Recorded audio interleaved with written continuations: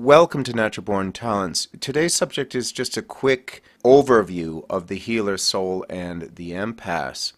I'm getting a lot of questions about their purpose or how to attain their purpose within the matrix. And of course this is a very important subject. Even the series on missing persons I'm making about Masako is related to many of the problems within the matrix that need to be healed in order for people to move away from destructive behavior and leave the matrix.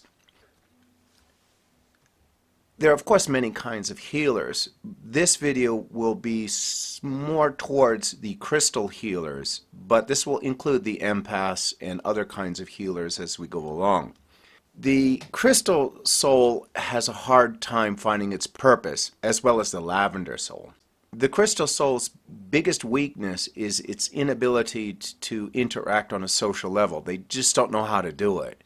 They know how to heal. They're very straightforward people. They know how to exist. But the social interactions within the matrix are somewhat of a mystery to the crystal aura. And they are often trying to figure out how to interact with people by reading books or watching movies. This can lead them to a sense of needing someone in their life to lead them. And this sometimes can be really good and sometimes can be a mistake. It depends on who they make their partner. If their partner is a very understanding green aura, for example, well, that could work out really well. But in other cases, it could actually misdirect them. It depends.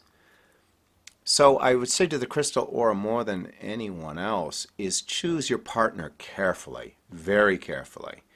For example, the healer souls tend not to be sexually active as other auras may be. And if their partner does not understand this, this could lead to some serious problems down the road. But having said that, the crystal aura needs to spend a lot of time alone anyways in order to heal themselves. They can often start to mimic other people's personalities and stuff because they're trying to psychologically heal them, all at a subconscious level, of course.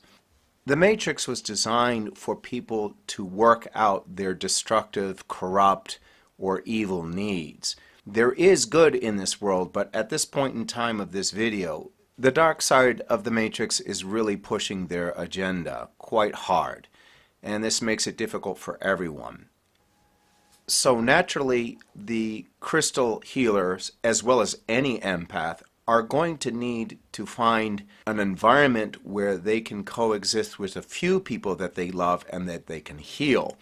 Easier said than done.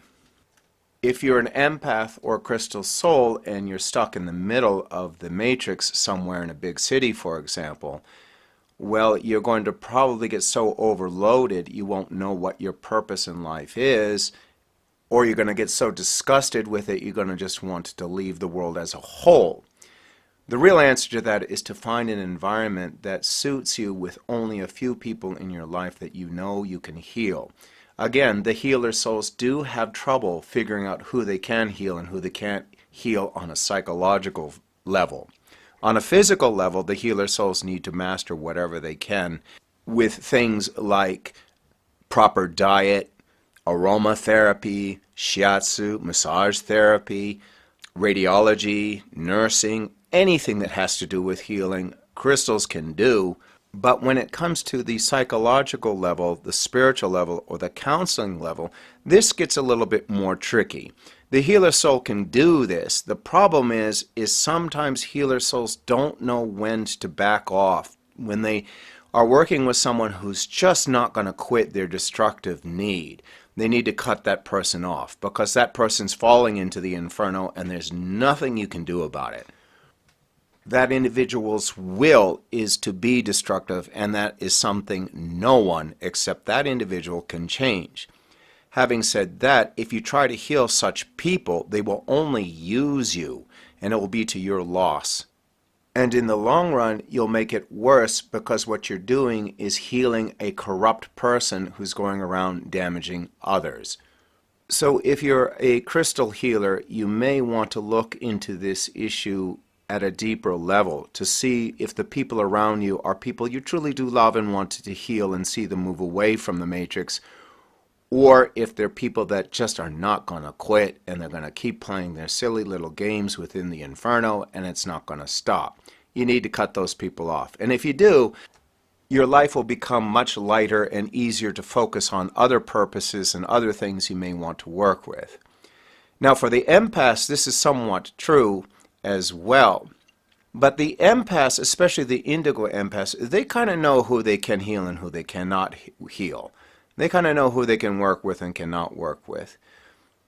Again, they are not perfect. They all make mistakes. We all do. But that's part of the game. There is no way you're going to be perfect within the matrix. There's always going to be something. But that's okay, because as long as you're moving forward and you leave the matrix someday, you'll come out a stronger, more loving individual and a better healer than you were before. So to recap all this, from my experience when I was on the other side looking in, it appears to me that healers and empaths, indigos, and the like need an environment where they can practice their skills, which include only a few people they love or can work with. They need control over their own environment and not have the matrix control their environment.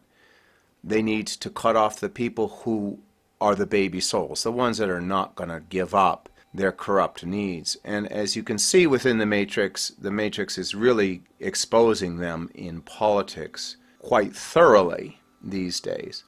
And hopefully we'll be seeing the transition at some time soon. Again, I can't promise anyone a timeline on that. That's very, very difficult to do because timelines can change directions rather quickly.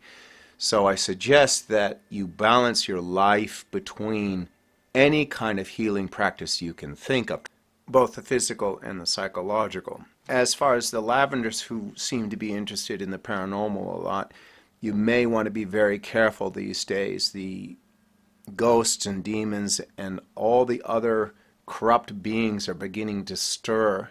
And if you're not spiritually strong, you could run into something that could overwhelm you. And you need to be very, very careful about that. I see a lot of YouTube videos relating to amateur paranormal investigators. And you need to know that while it's spooky and fun at a certain level, there are some things that will devour you and destroy you completely and utterly, things that you're not ready for. So be very careful with your ego when you do this. If you have strong ancestors or spirits protecting you, that's another issue. But they may say, if you're going to be this foolish for just a few likes, we're going to let you experience something really dark and you're going to regret it. But on the other hand, some of these spirits need to move away from their spiritual trap as well, so you may be doing them a favor. Again, it all depends on the strength of your soul. That's more related to the series of Masako and missing persons. If you're interested in that part of healing, I suggest you watch that series closely. There are a lot of hints in it. Well, I hope this answered a lot of questions. If you have any more questions or would like to have a video made on a specific topic, I'd be happy to make one.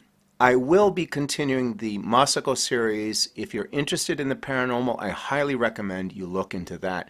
There's a lot of hints on how the Matrix works within that series.